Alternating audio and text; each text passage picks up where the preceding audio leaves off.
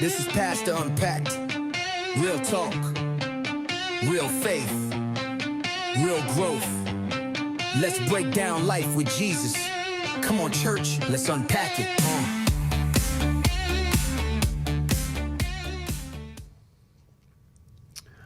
Does money and faith mix? Your heart follows your investment. Hello, I'm Pastor Bob McCabe again from Wadsworth Church Nazarene with Scott Baumgartner here, and today we're talking about that dreaded topic that the church struggles to talk about, and they shouldn't, because it's part of our life. Yep. And it's just faith. How does faith and money blend in? So let's talk about this. So let's think about this. How much money did it cost you, okay, to get here, right here today? Have you thought about that?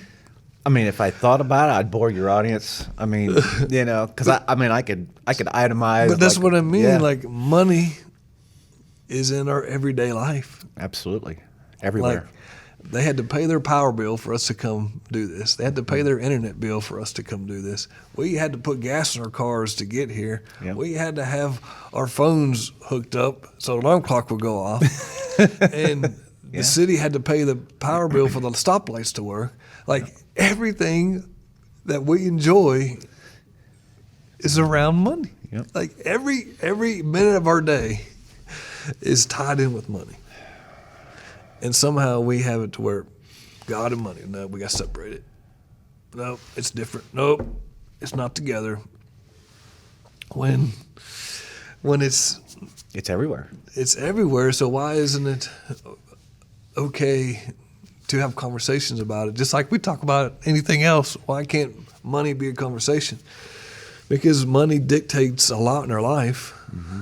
If we don't have it, we're not doing it, right? And there's a lot of hate and distrust, maybe not hate necessarily, but, for people that have more of it than those that don't. Yeah. So, and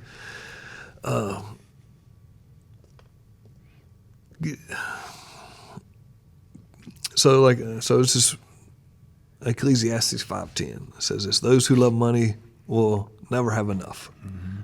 How meaningless to think of that wealth brings true happiness. So what's God saying? God's saying here, it's a mindset. Like, yes, we just talked about all the reasons we need money, right? To get here today, it took a lot of money for us to get here. Yep. And it was enough. It was enough to get us here. And so it's just not living for it, but using it to help people, to be there for people, for benefits, all that thing. So because if we're chasing it, we're never happy. Absolutely. Like I've been doing a lot of history for our church for the 100-year anniversary, and we're celebrating it once a month, all year long, and we're going through decades. And it's awesome. Yeah. And what's interesting is watching these documentaries on businessmen from the 1900s and on, Rockefeller and Carnegie and all these different guys. Man, they did a lot of great things, right? A lot of creative investments and did things to make money, but also it helped the culture. But the funny thing is these guys had this inward battle of pride, and back then it was all about newspapers, and so they wanted. It was Carnegie, Rockefeller, was somebody else. I can't remember his name, but they all three was fighting for the papers. They wanted it to say Rockefeller is the richest man in America. They were fighting for that title all the time. So everything we got around us today is because of their pride. Yeah.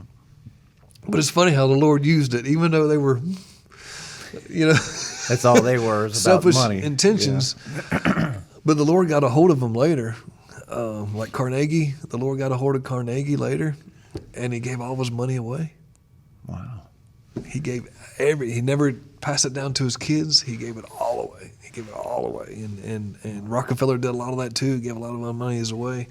But man, the prime of their lives, instead of enjoying life, enjoying people.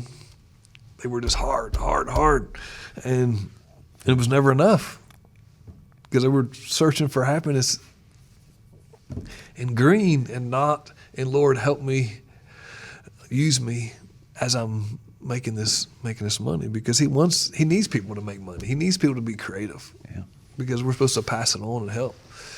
And so I loved watching how like that they were pushing each other, but it was for that paper, that title in the paper, Just for a title. And it was crazy how it's just like, my goodness. And does the Lord need our money? Does He need anybody's money? He doesn't. He's bigger than that. But He chooses to. Yeah. He wants to use people, because that's how we learn. From 2020 to 2025, I ran a community center, and for 9 months I took care of a homeless lady. And she stayed in the center. She showed up one day, and she'd come in all bubbly and happy and just, hey, how you doing? And so the day that she came in, it was a Saturday. I had my two youngest kids with me, and I was just cleaning the center up. Real windy day outside, and she walks in, and I thought it was my kids because I hear her laughing, and I look around. And I said, "Who's this?" And so I walked up to her,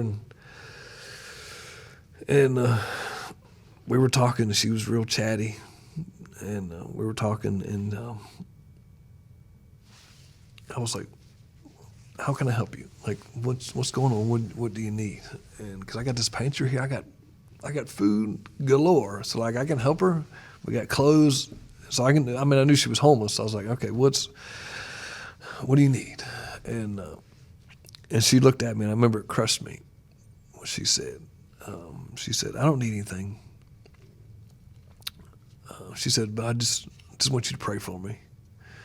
She said, "I've lost faith in humanity." Oh, wow. And I was like, oh. I was like, man. I was like, it just hit me like, goodness. And so I prayed for my kid. I brought my kids over. We prayed for her. We talked a little bit more. And I was like, you sure you don't want anything? So she took a couple small things, but it's because I made her take some little things with her.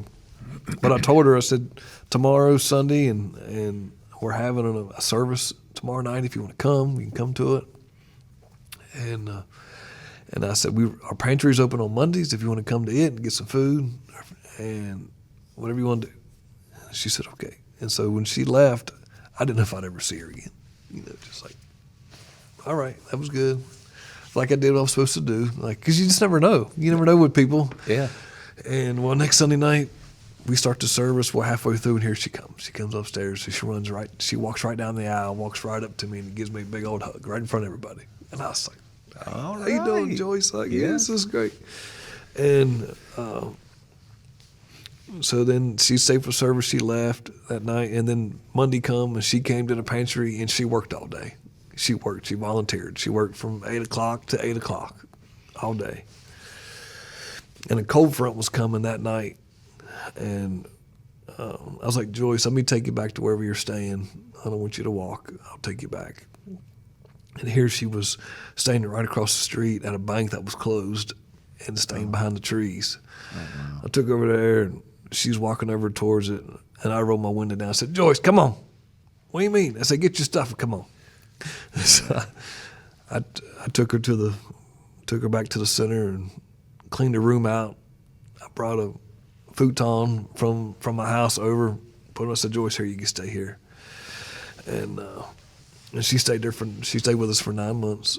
Wow. She worked the center. She worked the pantry every Monday with us. And two things she never asked from me. She never asked me for money, and she never asked me for food. She never asked for anything from the pantry. Wow. And what she would do is she would go during the week. She would go to she knew all the center, everything that was open, churches or whatever. She would go to every church during the day and volunteer and work. And she had a little bit of money coming in from disability. Okay. But she never. It was just amazing how she she was okay with life. Yeah. You know, in her mind, she wasn't poor. She was making it. She was okay, and it's like, man, that's the biggest thing I learned. Like, you can be okay in your environment, even if you don't have what you think people should have. What she had, she made it. Could we make that? Could we do that? Could we live on the street and help every other place and know that? And because I knew two things about her: she wasn't on drugs, and she wasn't drinking. So that, because I worked in the jail, so I knew how to see all that stuff as a detention officer. So I knew that she was just homeless, and she's been homeless for 30 years, and she's lived that life. 30 years. Yeah. And but she was so happy. I mean, if she come in here today, she'd light up the room. Yeah. She was just happy. And I remember at Christmas time, we shared Christmas with her at our house. And I remember she brought gifts for my kids. I mean, wow. That's amazing. You know, you got a woman that didn't have anything, nothing, and she's volunteering her time to help other people. Yeah. And then that, you know, to come to you and say, you know, I've lost faith in humanity. Pray for me. Yeah. And you got to wonder. So for that touched a nerve. for that 9 months, I was trying to restore that that prayer, like, Yeah. Lord, help. And so I believe we did that. When she left 9 months later. She just left. Never heard from her again. Never heard from. I mean, it crushed us all when she left. And she was around the area, like people would see her, but I never seen her. I never seen her again. Like in 3 years, I never seen her again. And recently, somebody told me that she came by the center, and I was just happy to hear that she's okay. Yeah, you know, she's like, still all right, yeah. all right. I'm glad she came by. You know, so.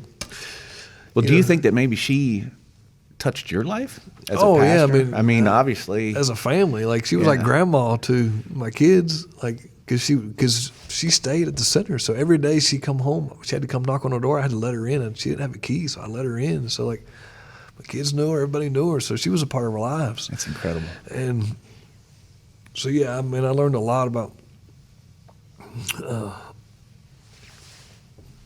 just about how what faith looks like, and not having expectation on her, and loving on her, and seeing her, you know, love people. And so yeah, that was a great experience, and so it helps me deal with others, because you just don't know what it's going to lead to. So it's like I could have easily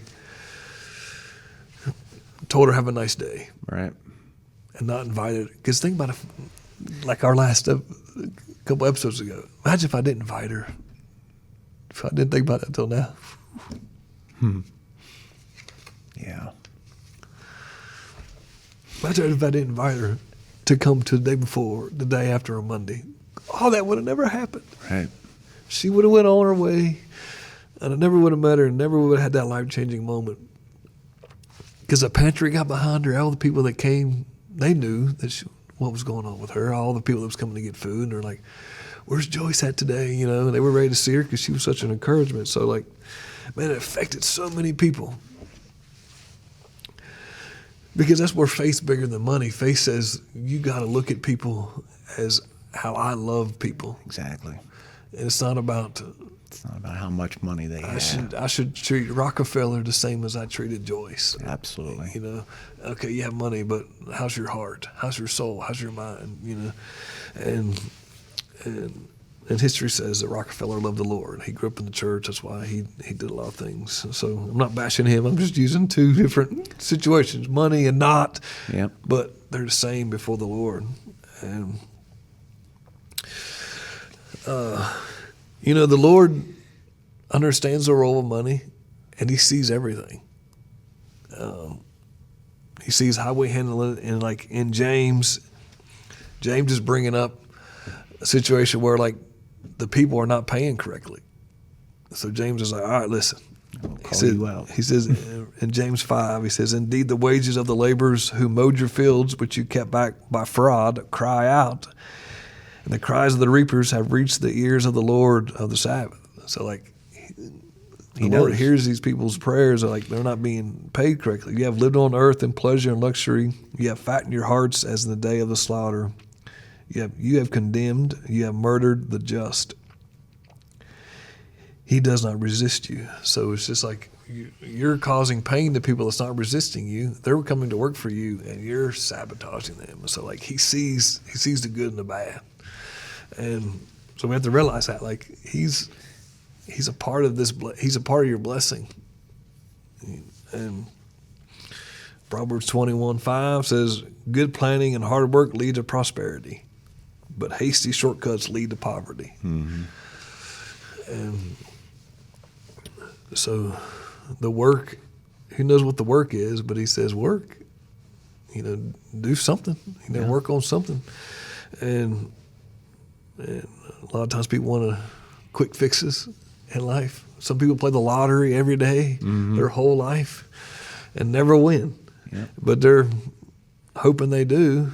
But that money they're spending, what could they have done with? Right. It's better, Jesus said it's better to give than receive. So give that money away. Right. Give the $5 away every day. And see if the Lord honors that. Right. It's the only thing that God says test me on is money. Yep. And so imagine if we did that. Instead of buying coffee every day, take that coffee and give that $7, $8 to somebody and watch the blessing that you receive. And the blessing may become 6 months later, but I think the Lord will show you, like, look, this is because of you sacrificing coffee for me. Well, if you don't mind, when I was a contractor, we do a lot of home flips, and we go to like to a McDonald's in the morning. We grab a cup, coffee or whatever, and we see a homeless guy, and they have their sign out there, and a couple bucks, to help me out. Well, this one particular day, I bought it was an Egg McMuffin or whatever, and I went to the guy and I said, "Hey, I got an Egg McMuffin, but I want to ask you something. Would you work? Do you have, any kind of skills?" He says, "Well, I do, a little bit of painting, whatever." Well, long story short, this guy was with us for a couple of years. Great painter. Yeah. And it all came to that point where I took my money to buy an Egg McMuffin. I gave it to a guy, and I helped him to work. And I paid him as well, and he became very loyal to us. Yeah. So, and I thought maybe throwing that out there. Yeah. Yeah, because it's just realizing how can we be a blessing to somebody. Yeah. Financially, or just being present in somebody's life. Yeah. So it's just, and it's not about. I know we've given 2 illustrations of poor people, right? Helping poor people, but it's anybody. Absolutely. Anybody, like the blue collar people that know how to work and do these things are probably in worse shape than poor people because they're living on the edge of their expenses and losing a job, losing one paycheck can rock their world, and so they're right there on the edge, and that's why we have to teach better how to handle our finances. And like I'm thankful that my daughter Shelby, she's a senior and she took a finance class, and the finance class was just how to handle your finances. And so like she's hardcore, like she doesn't want debt, she doesn't want all these things, and that's great that she's learning that now instead of 15 years from now, I don't want this no more. Yeah. But it takes sacrifices. It takes making right decisions. It takes keeping up with the Joneses. Yep. And saying, I'm glad you have that. That's great. Yeah. I'm proud of you for that. And I'm proud of, here's what I got. Too. And that's how we got to be. That's the only way we can financially be okay is if we don't compare ourselves. As soon as we compare ourselves, I got to have that because they got it, and I got to look this way, and so it's interesting how we have to learn, because money can make you or break you, and so if we add faith into it, it can help you, it can make you, and the Lord could use you and help you to bless people. Yeah. And 2 Corinthians 9 says this: so let each one give it as he purposes in his heart, not grudgingly or necessity, for God loves a cheerful giver.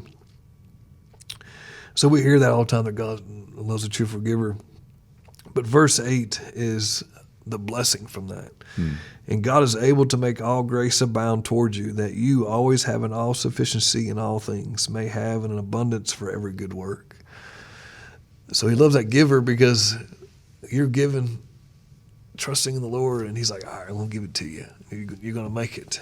And sometimes it's not financial return, but it's just life is different. Right. Life is better. Life, you're getting through it. And so it's not dollar for dollar necessarily. Sometimes it is. Sometimes it's you gave $1, you're going to get 10. Or maybe you gave $1 and I'm going to get you through this because of your faithfulness. And so, the Lord's over that, not us. We don't make the call, right? He just asks us to trust in him. And faith and money, when you put your money and faith together, that's the biggest symbol of trust. But it's something we don't sell it. We don't promote. Oh, I gave this much to the church. Right. I gave this much to a nonprofit. We don't do that. It's between me and the Lord. And everybody's different when it comes to this. Like when it giving to the church, I'm back and forth about it. But so far, I've never looked at seeing what people give. Yeah. All the churches I pastor, I haven't looked, and I just haven't looked because I don't feel like I need to. Now, if I needed to, I would, but I don't want to, just because it's between them and the Lord. Right. When it comes to leaders, like I got to find out with leaders if they're giving, but I just ask certain people, like the treasurer, like, is this person giving? Yes. Okay. I don't ask for amounts, like, because it just shows your faithfulness, like you're trusting. That's part of it. It's part of our faith is trusting in him. Right. And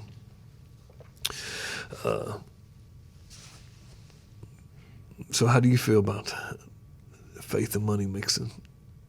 Has that ever been challenging to you? Yeah, all my life, but there's been times in my life where maybe I've overstepped,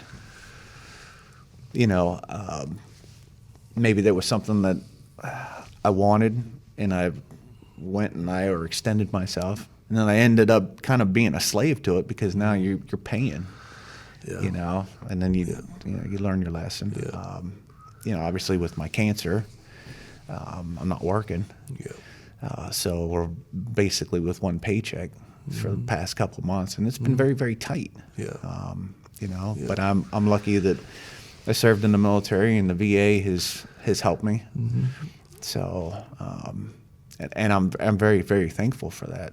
Yeah. So, puts us. Yeah, because if you look at it, when it comes to the military, is you paid into it with your life. Right. You gave check. Yeah. You gave them your life, and meaning I may not ever come home. When you're in the military, you just don't know, right? Yeah. And so the Lord's He's honored 30 years later Right. says, all right, I'm going to bring some relief to you now. Yeah. So that's repayment of the sacrifice, because you didn't have to go in the military, right? You Right. chose to do that. I chose. Yeah. So we got to be willing to put the pieces together. Yeah. Because we put the pieces together, we say, yeah, that was the Lord. And believe it or not, it was a pride thing too, because it's like it never asked for anything, But that was stupid on my part. It was my wife that said, "Look, you have this opportunity. We need to take it." Yeah. So, and I'm glad because two things happened. Does faith and money mix is the question, right? Yes, it does. Yeah. If we put our situation, your situation, we look at your situation, it's hard. Yeah. One income, stress on your wife, stress on the bills, stress on all that. And now the Lord sends a blessing, Yep. right? That encourages her faith. Absolutely. Because she's been praying for months, Lord, what are we going to do, right? She don't know what's going to happen. This blessing comes, and now her faith is encouraged. Your faith is encouraged. So does faith and money mix? Yes. Because it's supposed to be a blessing, not a hindrance. Yeah. And it just says it here, right? Always have all sufficient in all things. I will provide for you. Now, what does that mean? That means you may have to get rid of stuff, right? You may have to downsize. And if I'm just saying in general. Absolutely. And people, you may have to make them hard decisions, but you're not under a bridge. Right. Even if you were, Yep. you would still ask to live for the Lord, right? Absolutely. To trust in Him. Yep. So it does mix, and we have to realize that and trust the Lord that He doesn't separate it. And He's going to take care of it. Yeah, He wants to use all of you. And like I said, for us to get right here today to share this podcast, it takes a lot of money. Yep. And it shows that God uses money to get us here to Yep. share about Him. Yep. And so we can't say they don't mix, they do. It's just does our heart allow Him to move in that way. Yep. So does money, faith mix? Yes. So thank you for listening. Yeah. Again, if you're looking for a church, want to be part of a church, come be a part of us. We're hoping you get to know us here through this podcast. But we love you. Go somewhere. Keep living to the Lord. If you're struggling financially, seek the Lord, and He'll help you. Yeah. This is Pastor Unpacked. Real talk, real faith, real growth. Let's break down life with Jesus. Come on, church, let's unpack it.